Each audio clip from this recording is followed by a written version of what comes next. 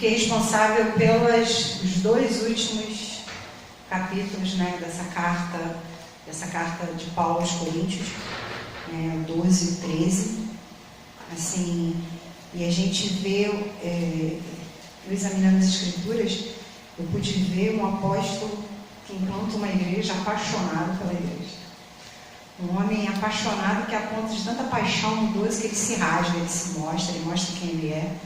Né? Coisas que a gente vê em todas as outras cartas que o apóstolo Paulo escreve, a gente não vê ele chorando, choroso e lamentando, como ele se lamenta sobre a igreja de Coríntios. Né? Que era uma igreja que ele afundou, a qual ele chorou por ela, a qual ele a conhecia, a qual ele já inicia a carta em 1 Coríntios falando dela, do amor que ele tem por ela, né? Por amor pelos dons, mesmo diante de tantos problemas igual tinha. Né?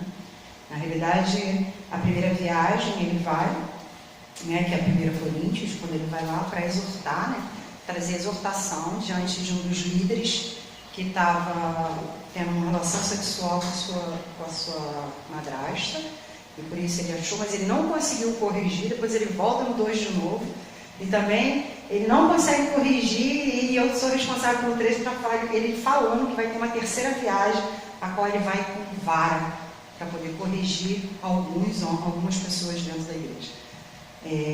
E no 12, ele na realidade está fazendo referência do que aconteceu, que a Amanda falou na outra aula. O que ela falou? Ela estava falando sobre os apóstolos, sobre pessoas que se achavam, que estavam lá para falar que tinham muita autoridade, que tinham muito conhecimento. E a gente vê muito isso. Ele combatendo, no capítulo 11, na realidade, a revelação que muitas das pessoas entram como título, falando, eu tenho mais intimidade com Deus, eu tenho mais revelação com Deus do que você, e eles estavam questionando o apostolado de Paulo. 12 e 13, eles estavam totalmente questionando o apostolado. Por isso que Paulo inicia essa carta. Ele inicia falando das experiências que ele teve, né? Mas você vê que em momento nenhum ele fala, foi eu que subi, né, ao terceiro céu, foi eu que subi, que tive uma experiência. Você vê Paulo falando, um homem que eu conheci, subiu há 14 anos atrás, ele estava falando dele mesmo. Né? Isso é muito interessante, porque muitos de nós, quando temos uma revelação, o que nós fazemos? A gente logo fala. Mas Paulo, ele é claro falando aqui, tem coisas que eu não quero nem falar. E esses apóstolos, esses homens que se titulavam apóstolos, se titulavam conhecedores, vieram até com carta no início, eles questionavam o apostolado de Paulo e falando que tinham muito conhecimento. Quem era Paulo? Qual era a revelação que Paulo tinha? Paulo não falava com Deus, então eles começaram a questionar. E Paulo inicia o capítulo 12 falando sobre isso. Ele falando que revelação eu tive muita, né? E ele começa a falar. Então eu queria que alguém lesse do 12, do 1 ao 10, para mim, fazendo um favor. Então a gente vê aí Paulo, do 1 ao 6, falando que ele teve mais experiência do que muitos apóstolos, porque João ainda não tinha tido a experiência de Patmos, e Paulo já tinha tido. E ele fala que há 14 anos atrás ele tinha tido essa experiência. Mas ele não é claro, fui eu. Por quê? Porque ele não queria se exaltar. Então, esse aqui, do 1 ao 6, do capítulo 12, do 1 ao 6, ele está o quê? Ele está combatendo todas as doutrinas que vêm antes.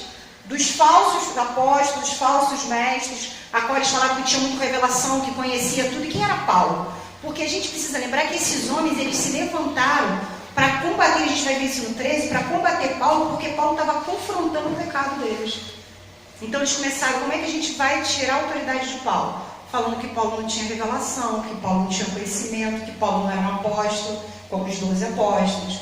E nós éramos os apóstolos, nós viemos de Jerusalém, nós temos autoridade, eles começaram a falar isso. Então Paulo ele inicia esse capítulo realmente falando sobre isso, falando que ele teve experiência, que ele foi ao terceiro céu, mas que não era necessário ele falar, né? E não é o que a gente vê hoje. Na realidade, hoje a gente vê as pessoas pela igreja fazendo o quê?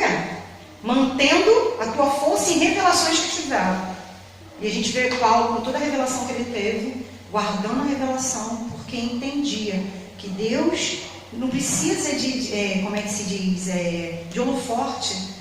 Tem pessoas, você vê isso em vários lugares, tem pessoas que elas firmam a autoridade dela, manipulando as pessoas através de revelações. E era isso que esses homens estavam fazendo na igreja de Coríntios. Eles estavam manipulando a igreja de Coríntios através de revelações de conhecimento de Deus, de cura, de milagre. E Paulo fala, né, de toda a experiência que ele teve com o Senhor, mesmo falando que não era ele. E no 7 ele fala assim: para que me não exaltasse pela excelência das revelações, foi-me dado um espinho na carne. O mais interessante é que essa palavra espinho aqui, ela significa estaca, escalos em grego. E o interessante, sabe o que servia as estacas? Porque lá quando eu li isso eu fiquei chocada. Porque essas estacas eram colocadas nas pessoas, não era a mesma de Cristo, mas Cristo ele morreu logo. Mas essas estacas eram uma forma de condenação, colocava na pessoa, a pessoa tem uma morte lenta. Ela tinha uma morte lenta. Então ficava com aquela estaca até o condenado morrer. E é esse mesmo espinho que Paulo recebeu 14 anos atrás. Ele compara esse mesmo espinho. Muitas pessoas falam assim: mas esse espinho aqui não é pecado. Tá? Era algo que Paulo tinha. A gente tem que tirar isso da mente. Não é que Paulo, ele tem pecado, ele tinha esse espinho na carne. Não. Porque essa palavra carne aqui, tanto ela pode ser física como pode ser espiritual. O significado dessa palavra espinho na carne, espinho é estaca, e carne ela pode ter dois sentidos. Tanto carne, como carne física, carne de animal, como pode ser espiritual também, sentimentos e emoções. Mas 14 anos Paulo sofria dessa dor. 14 anos, atormentado por essa dor, como se fosse uma morte lenta. Né? E a palavra fala que Paulo orou por 3 vezes. 3 vezes ele ora. Mas antes dele orar, o que acontece? A palavra fala que um mensageiro de Satanás desceu para o esbofetear. Essa palavra esbofete, ela significa humilhação. Ela não é um soco que você vem e bate alguém. Sabe? É aquela coisa que alguém dá um tapa em você para te humilhar. Então, essa palavra, ela significa que esse esbofete significava que Paulo era humilhado por esse mensageiro de Satanás. Mas aí ele fala que é clara a mensagem falando que quem trouxe tudo isso foi o Senhor. Foi o Senhor que permitiu esse mensageiro, foi o Senhor que permitiu esse espinho na carne, para que Paulo não se exaltasse. E ele ora 3 vezes, e as 3 vezes Deus fica calado, só depois da 3ª vez que ele fala. E é engraçado que essa teologia, muitas das vezes que prega hoje, ela fala que o homem não tem que ter sofrimento. Né? Prega uma teologia sem sofrimento, uma graça que é barata.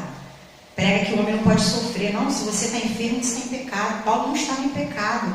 Na realidade, era para que Paulo entendesse da graça que Deus deixou ele com aquele espinho na carne.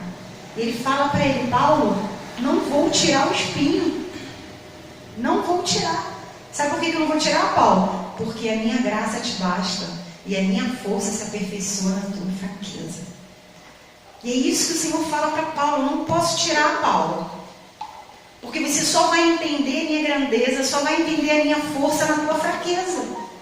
E hoje não, você chega dentro de uma igreja e você fala: não, você está passando por enfermidade. Não pode acontecer isso não existe, Deus não permite isso. Aonde, meu amado? Deus permitiu todas as enfermidades de Jó. Porque a coisa que ele falou assim: não mata ele não, mas permita tudo, deixa ele perder tudo. Por que é diferente conosco hoje, com essa igreja de hoje?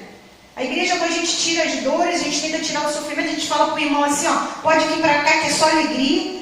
Quantas pessoas pregam? E na realidade esses homens pregavam o quê? Arrependimento. E é isso que Paulo está pregando. Sabe por que Paulo está falando isso? Porque esses homens, esses líderes, eles eram contra até a cruz. Eles eram contra a morte de cruz, porque se falava que era fraco.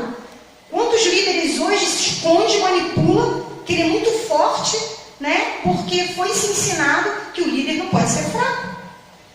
Aonde o Senhor fala assim: Paulo, eu quero você fraco. Porque quando você for fraco, você vai ser forte. Quando você entender que você não é nada, você vai ser forte. E o que se ensina hoje? Eu lembro que quando me ensinaram lá no início, você não pode demonstrar fraqueza. De jeito nenhum. É diferente? Foi diferente para você lá? Não, o teu liderado nunca pode saber que você está com problema. Meu Deus do céu, você mais tem problema, ainda mais você sendo líder, parece ser pior ainda. E você não tem, só se você for um super-homem. Né? E esses líderes, eles estavam pregando isso para a igreja de Corinto. Eles estavam tirando a dor da cruz. Eles estavam tirando a cruz, eles estavam tirando o sofrimento. Por isso que Paulo fala, por isso que ele dá essa experiência. Por isso que a primeira vez que ele cita, que ele se abre, que ele fala assim, ó, eu recebi um espinho na carne. Eu estou sendo esbofeteado por Satanás, estou sendo humilhado por Satanás. Há 14 anos. Não foi um dia só. Até aquele instante, Paulo, não acontecia aquilo com ele. Porque fazia 14 anos que ele sofria daquilo. Quando ele desceu no terceiro céu, foi se colocar esse espinho. E fazia 14 anos. E há 14 anos esse homem sofre com esse espinho na carne. E nós, no primeiro problema que a gente tem, a gente começa a questionar o Senhor. A gente começa a se levantar, a gente fica com raiva, a gente abandona a igreja. Como se pudesse abandonar a cruz.